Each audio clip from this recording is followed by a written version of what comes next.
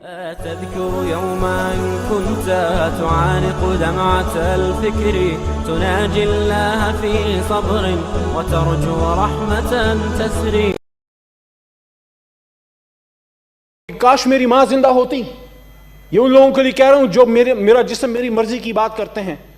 کہ ہمارے پیغمبر صلی اللہ علیہ وسلم اور آپ کے بھی پیغمبر صلی اللہ علیہ وسلم نے فرمایا کہ کاش میری ماں زندہ ہوتی اور مجھے کہتی کہ یا محمد، اور میں عشاء کی نماز جو ہے فرض جماعت پڑھا رہا ہوتا اور میں سلام پھر کے کہتا کہ جی اماں جان.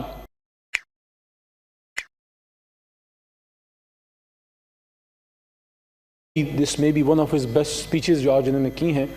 میں صرف 3-4 باتوں پہ شارٹ بات کروں گا جی. ایک تو میں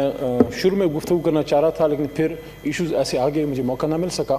وہ جو بچوں کا ایشو ہے اس میں آج جماعت اسلامی کے کچھ آنریبل ممبران نے بات کی ہے اور ان کے شاید آپ کی بھی جناب چیئرمین صاحب علم میں ہوگا کہ نیشنل اسمبلی سے ہم ایک ریزولوشن بھی پاس کر چکے ہیں جس میں ہم نے جو بچوں سے اس طرح کی زیادتی کے بعد قتل ہوتے ہیں ان کو سر عام پھانسی کی ہم نے ڈیمانڈ کی ہے. ایک رائے تھی نیشنل اسمبلی کی. جناب چیئرمین صاحب آپ کے ملک کے ہمارے ملک کے وزیر اعظم عمران خان صاحب نے کابینہ میں 2 بار یہ بات کی کہ وہ سمجھتے ہیں کہ ایسے ملزمان کو سزائے موت دی جائے. وہ پھر جو اسٹینڈنگ کمیٹی ہے آن ہیومن رائٹس وہاں پہ جناب بلاول بھٹو زرداری صاحب انہوں نے اس وقت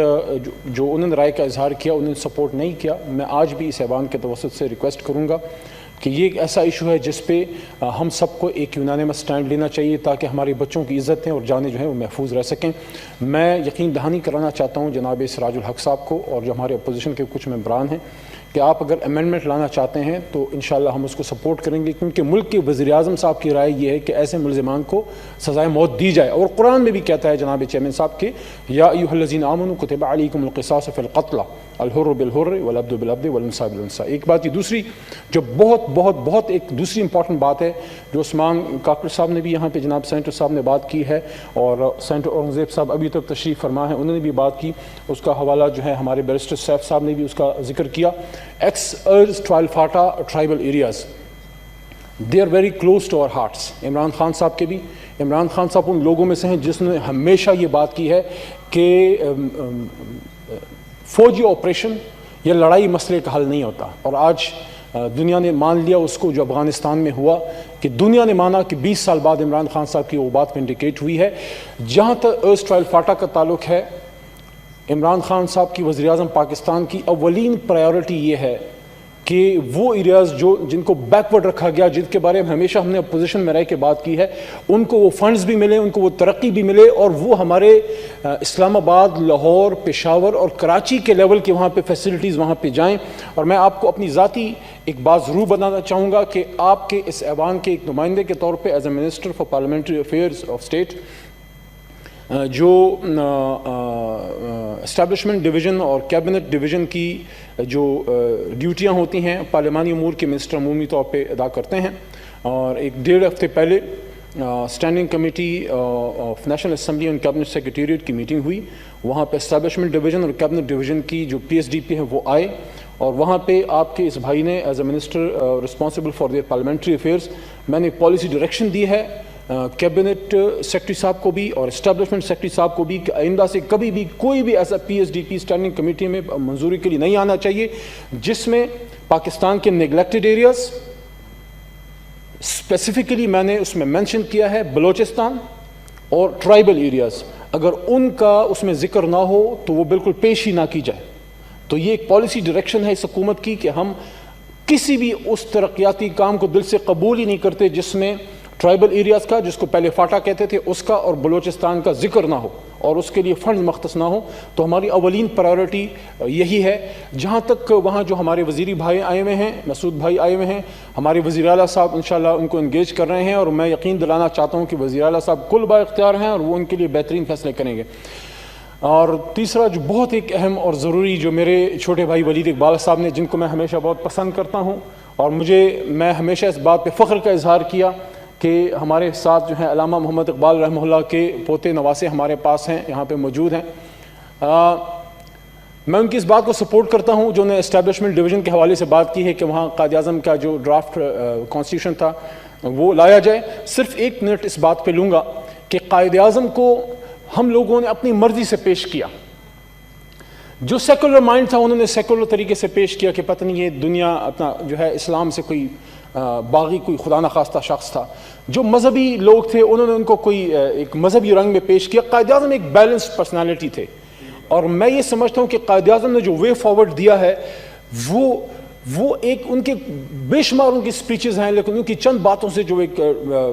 بات نکلتی ہے کہ جیسے ہی قرارداد لاہور پاس ہوئی تو قائد اعظم نے پھر آل انڈیا مسلم اسٹوڈنٹ فیڈریشن کو جناب ولید اقبال بھائی ایک بات کی. اسٹوڈنٹس کو سامنے اسپیچ کرتے ہوئے انہوں نے فرمایا, جس کا مفہوم یہ ہے کہ مجھ سے اکثر پوچھا جاتا ہے کہ جس پاکستان کی آپ بات کرتے ہیں اس پاکستان کا طرز حکمرانی کیا ہوگا. میں کون ہوتا ہوں مسلمانوں کے طرز حکومت کا فیصلہ کرنے والا؟ یہ فیصلہ تو 1350 سال پہلے ہو چکا. قرآن ہماری رہنمائی کے لیے تا قیامت موجود رہے گا. پھر پاکستان بننے کے بعد, صرف 1 منٹ لوں گا, پاکستان بننے کے بعد سبی دربار میں جناب عثمان کاکڑ صاحب قائد اعظم محمد علی جناح فرماتے ہیں which should be the way forward, جو ہے نا کہ نگاہ عشق و مستی میں وہی اول وہی آخر, وہی قرآن وہی فرقان وہی یاسین وہی طٰہٰ. تو اس کے حوالے سے انہوں نے کیا فرمایا, جس کے حوالے سے ابھی مشاہد اللہ صاحب نے بات بھی کی. محمد صلی اللہ علیہ وسلم نے فرمایا تھا, مفہوم کمی بیشی اللہ معاف کر, کہ کاش میری ماں زندہ ہوتی. یہ ان لوگوں کے لیے کہہ رہا ہوں جو میرا جسم میری مرضی کی بات کرتے ہیں, کہ ہمارے پیغمبر صلی اللہ علیہ وسلم اور آپ کے بھی پیغمبر صلی اللہ علیہ وسلم نے فرمایا کہ کاش میری ماں زندہ ہوتی اور مجھے کہتی کہ یا محمد, اور میں عشاء کی نماز جو ہے فرض جماعت پڑھا رہا ہوتا اور میں سلام پھر کے کہتا کہ جی اماں جان. اور جب وہ مدینہ منورہ سے جا رہے تھے مکہ مکرمہ تو علماء کرام اور تاریخ کی کتابیں لکھتی ہیں کہ کم و بیش 1 لاکھ صحابہ کے ساتھ انہوں نے ابوا کے مقام پہ اپنی ماں حضرت آمنہ رضی اللہ عنہ کے قبر کے کنارے وہ رات گزاری اور ساری رات روتے رہے. اور انہوں نے یہ بھی فرمایا تمام امت کو کہ تم میں سے بہترین مرد جناب چیئرمین صاحب وہ ہے جو اپنی وائف سے بہترین سلوک کرتا ہے. یاد رکھو میں تمہاری ماں عائشہ رضی اللہ عنہ کا ذکر کیا کے ساتھ سب سے بہترین سلوک کرتا ہوں. پھر بیٹی کا رشتہ جہاں بتایا مشاہد صاحب نے بھی اس کا ذکر کیا کہ جب گھر میں آتے جو ہے وہ سب سے پہلے حضرت فاطمہ الزہرا رضی اللہ عنہ کو ملتے, اور جب حضرت فاطمہ رضی اللہ عنہ آتی وقت کا پیغمبر نبی آخر الزمان اپنی بچی کے احترام میں کھڑے ہو کے ان سے ملتے. تو ہمیں کوئی ویسٹ سے کوئی نئے وظیفے لا کے نہ سکھائے. ہمیں پتہ ہے ہمارے جسم پہ کس کی مرضی ہے, اس کی مرضی ہے جس کا یہاں پہ کلام لکھا ہے هو اللہ الذی لا الہ الا هو عالم الغیب والشہادہ هو الرحمن الرحیم هو اللہ الذی لا الہ الا هو الملک القدوس السلام المؤمن المہیمن العزیز الجبار المتکبر سبحان اللہ عما یشرکون هو اللہ الخالق البارئ المصور له الاسماء الحسنى یسبح له ما فی السماوات والارض وهو العزیز الحکیم. اس کا حکم میرے بدن پہ چلے گا. اور قائد اعظم کی بات میں نے کی تھی, اسی پہ ختم کرتا ہوں کہ سبی دربار میں انہوں نے ایک بات کی, اسی ہستی کی جس کا بھی ہم نے ذکر کیا, میں نے بھی, مشاہد صاحب نے بھی, اور صاحبان نے بھی, اور آج ہمارے وزیر مذہبی امور صاحب نے بھی. قائد اعظم نے فرمایا 1948 سبی دربار, it is my firm belief that our true salvation lies in following the golden rules of conduct set for us by the great lawgiver of Islam, Muhammad sallallahu alaihi wasallam. Let us lay the foundations of our democracy and true Islamic principle of social and economic justice. جبکہ چونکہ ہم نے ان باتوں پہ عمل نہیں کیا, پاکستان کو لا الہ الا اللہ محمد رسول اللہ کے نام پہ بنا کے اس کو پتہ نہیں کس طریقے سے چلانے کی کوشش کی, اس لیے آج ہمارا یہ برا حال ہے. جس دن ہم نے دل سے یہ فیصلہ کر لیا کہ قرآن پہ چلائیں گے,